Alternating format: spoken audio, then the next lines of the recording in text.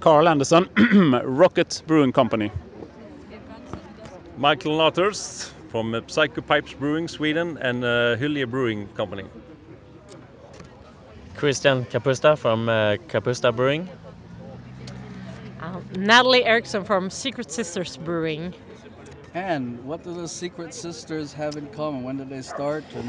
Well, the Secret Sisters might be the youngest brewery in this crowd here. We've only been brewing together for 1 year in Malmö, because all the brewers here are from Malmö. So we've been brewing together for 1 year, and we are 4 women that has different history in brewery history in Sweden. And 1 year ago we decided to start brewing together, and now we're brewing both home brewing, doing some kind of brewing, selling to bars in Sweden, and now extended to doing more commercial brewing. So we're a little in between right now, and the youngest brewery in this crowd at least. And how did you start brewing? I started brewing, started brewing at home brewing for like 8-9 years ago, and was just getting interested in beer, and I thought, why can't I was interested in cooking my own food and stuff, so it just was a natural thing to start. Why can I brew my own beer? And then it just came to me this opportunity to brew commercial maybe 3-4 years ago, and I took it, and it's been expanding all this since, and I'm trying to brew just the best the beer in the world, basically, and yeah. And what inspired you to start brewing? Was the craft beer scene? Craft beer scene is fantastic. I started to brew things that I really like myself. That's the number one thing. There's a lot of crap beer out there, so trying to do a really good beer that I like myself, and people enjoy it. Is there anything particularly Swedish about, what is there? Swedish one, Is there a tradition that you? No, not.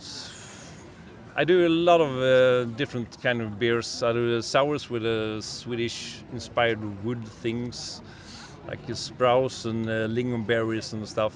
That's one of the things I do in the Psycho Pipes. And also normal beers, like lagers. That's a little bit extra hoppy, and IPAs and stuff to get paid for the crazy stuff. And why did you start brewing? Because I love beer. We started in early 2014. Started brewing in Copenhagen, and we started doing only wild beers. So it was sour ales, it was sour IPAs, and stuff like that. And then we moved 2 years ago. We moved to Sweden, to Malmö, and we started to make a new line of beers, more public beers with traditional IPAs, lagers, and pale ales and Berliner Weissers and stuff like that. Also to pay for the crazy stuff. Mm-hmm. And can you tell me a bit more about? I guess it's very open. You say it's 4 women, or 3? I mean, like it's very open in Sweden, at least. Like it's, I guess like we're the only all-female brewing in Sweden right now, whereas doing all of the both brewing and the commercial and everything. But like in the beer scene in Sweden is very open, and of course there are not too many females. There are a few ones that are very active and like doing great stuff in Sweden, and it's opening up, and more women are getting interested in it. And I mean, it's a very open scene, and it's very fun to get involved in it. But yeah, and we don't feel like we're women in the scene. We feel like we are brewers in the scene, so it doesn't feel like. Of course, we're getting attention because being the female brewers in the Swedish beer scene, but it doesn't feel like it's for us because I mean, there's some. In the big deal, like there's so many great brewers in Sweden, so we have.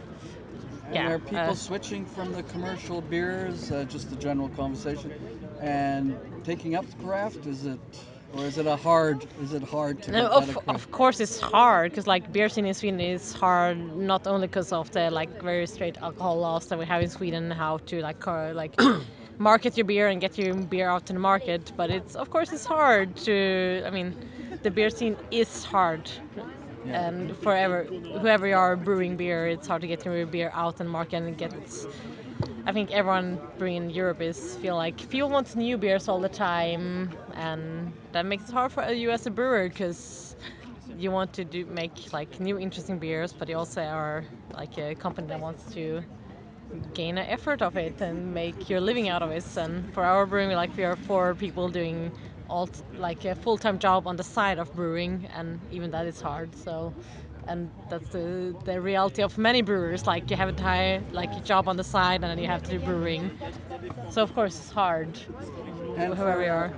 And for some craft brewers, you talked a very interesting point there.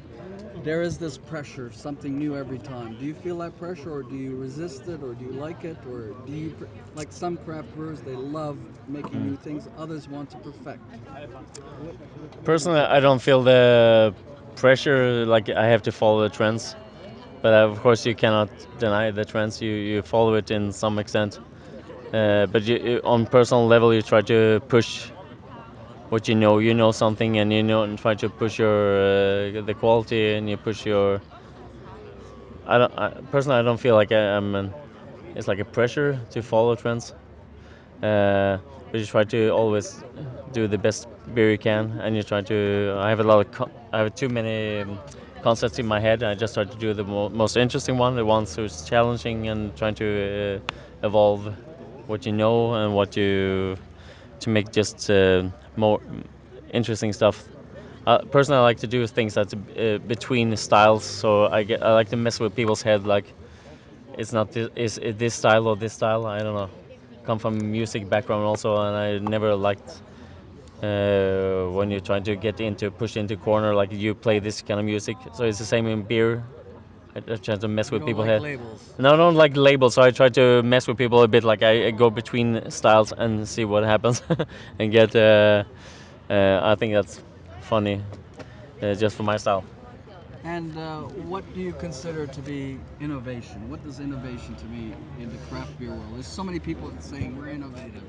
Innovation, yeah, good question. I do normal beers, like lager and IPAs and stuff. I'm trying to improve every time to do it better and better.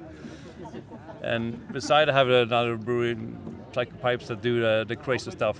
That's my playground, we can say. Doing a lot of fun stuff. So, yeah, it's a hard question. And you mentioned the word crazy. What Crazy. do you consider crazy? Crazy is well, if you make a beer that is really bad, you sell it like a bad beer. You want to try really bad beer, maybe you can sell that. I don't know, but that would be crazy for me, and you shouldn't do that. But so we do one thing that I think is innovating that we call that we do once a month. We call it Payday IPA. So every month we brew a new type of IPA, only one batch, and then we keg it on the morning, and we deliver it around lunchtime, so the pubs can they know it's a stamp that they get fresh beer from Rocket. So that's been a success for us. All right, can you give a shout out to Brussels for being here? Yeah. Yeah, we don't have to pay about that. Brussels! Can you say beer idiots? Yeah. Beer idiots!